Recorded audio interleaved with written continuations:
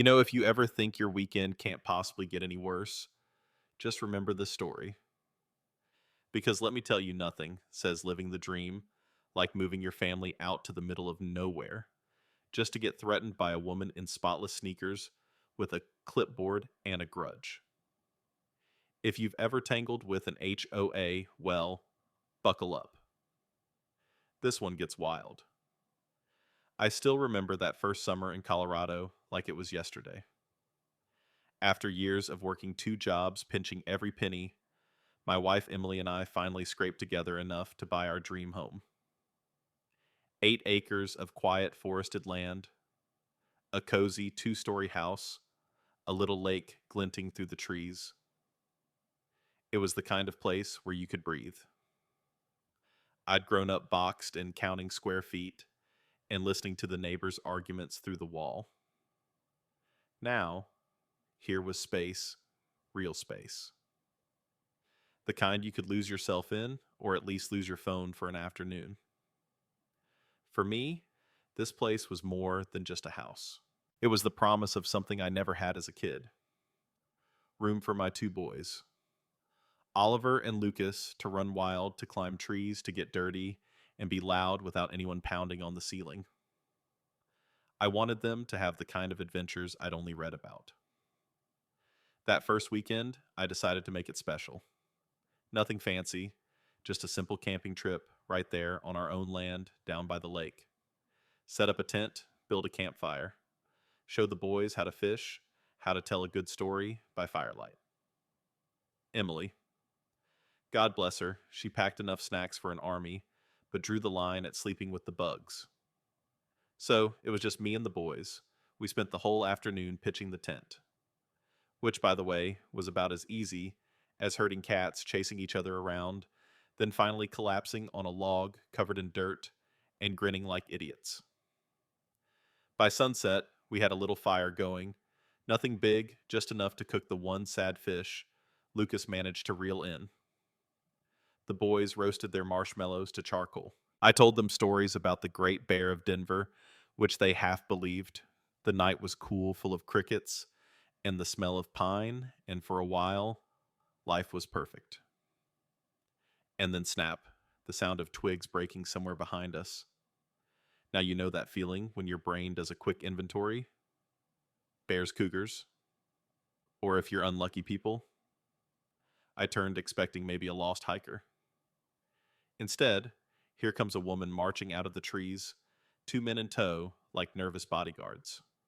She's dressed for a power walking seminar, not a trek through the woods, white sneakers so bright they practically glowed. And she's mad. Not lost my dog mad, but someone put skim milk in my latte mad. Excuse me, what is going on here? She snapped, her voice sharp enough to cut firewood. I stood up, keeping my body between her and my boys. We're just camping, ma'am, on our own property. I'm Karen Watson, president of the HOA, and what you're doing is unacceptable. Open flames camping fishing. This is a residential area, not a campground. At that moment, I had to laugh just a little. I mean, really, in the middle of a forest 8 acres from the nearest neighbor. But she wasn't kidding. She was digging in her purse for something. I half expected her to pull out a taser. I'm sorry, I said, trying to keep things civil, but this is private land. We're not part of your HOA. Her eyes narrowed, and she gave me a smile that could curdle milk. We'll see about that. Show me your documents, or I'm calling the police. And that, my friends, is how you turn a peaceful evening into a showdown worthy of daytime TV. I tried logic. Offered to walk her to the house, show her the deed, the maps, you name it. But nope. She planted her feet and whipped out her phone, barking at her henchmen to document everything. Meanwhile, my boys are looking at me.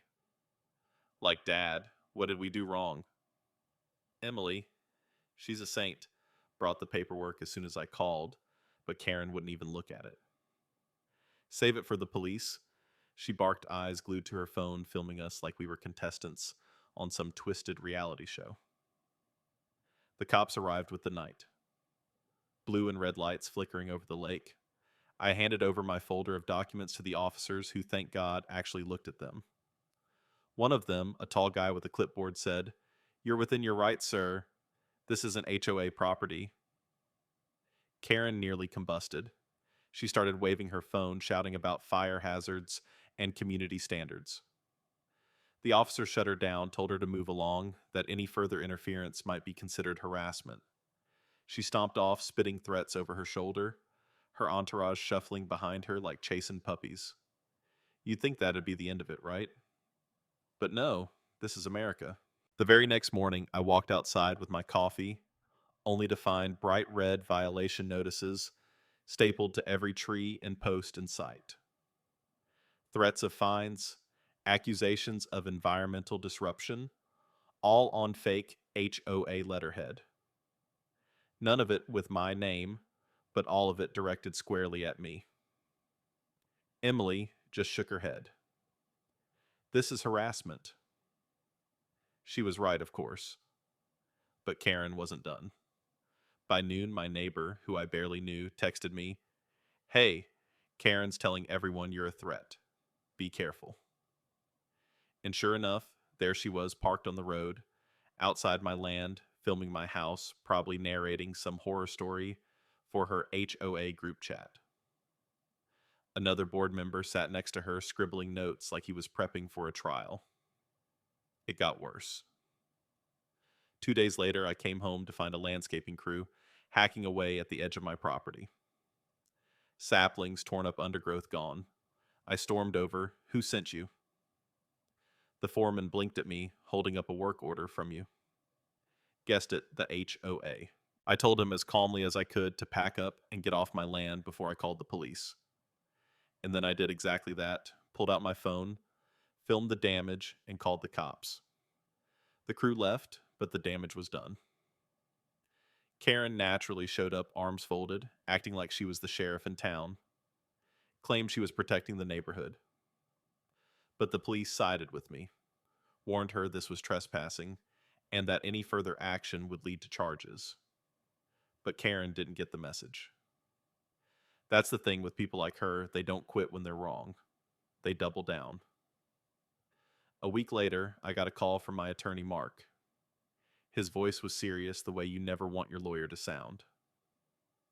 "Tom, the HOA just filed a formal complaint. They submitted altered maps to the county. They're trying to get your property declared under their jurisdiction." My jaw actually dropped. I asked, "Is that even legal?" Mark just sighed. "Not remotely. But they're also accusing you of environmental violations. We're filing an injunction now, but it's going to get messy." And messy it got. Courtroom messy. Karen, her lawyer, the whole HOA board sitting across from me and Mark. The judge, a woman with no time for nonsense, looked like she'd seen this show before. Mark laid it out plain and simple. This wasn't about safety. It was about power, money, and a group of people trying to bully a family off their land.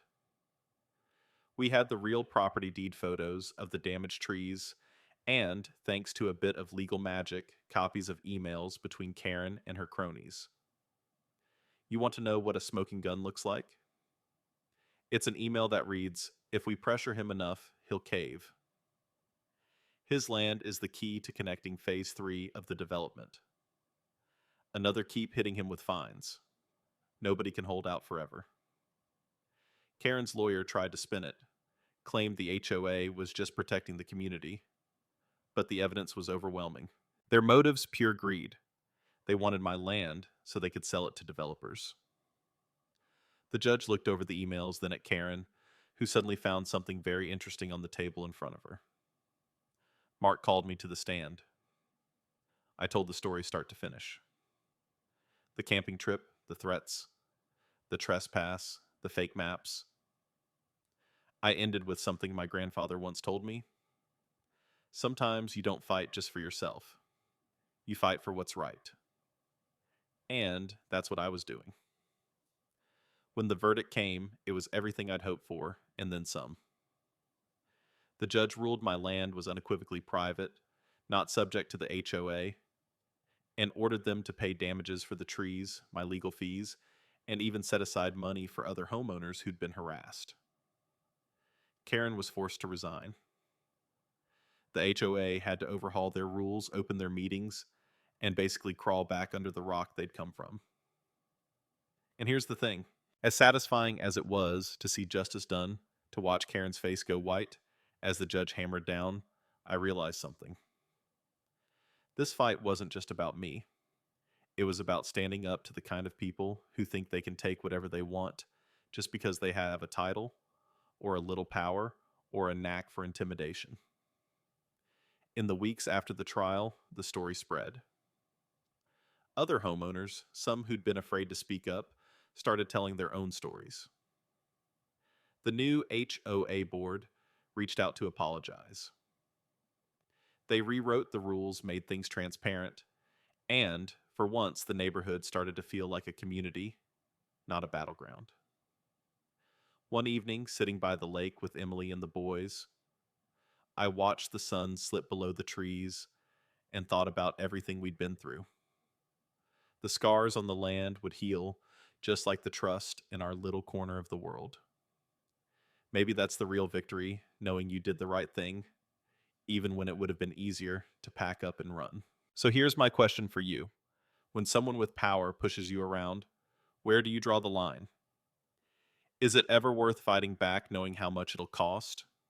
Or is there a point where you just stand your ground because, well, if you don't, who will? I'd love to hear your thoughts. Maybe you've tangled with a stubborn HOA or had to stare down someone who wouldn't take no for an answer. Share your stories below.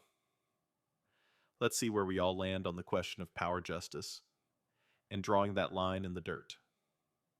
And hey, next time you hear, just follow the rules.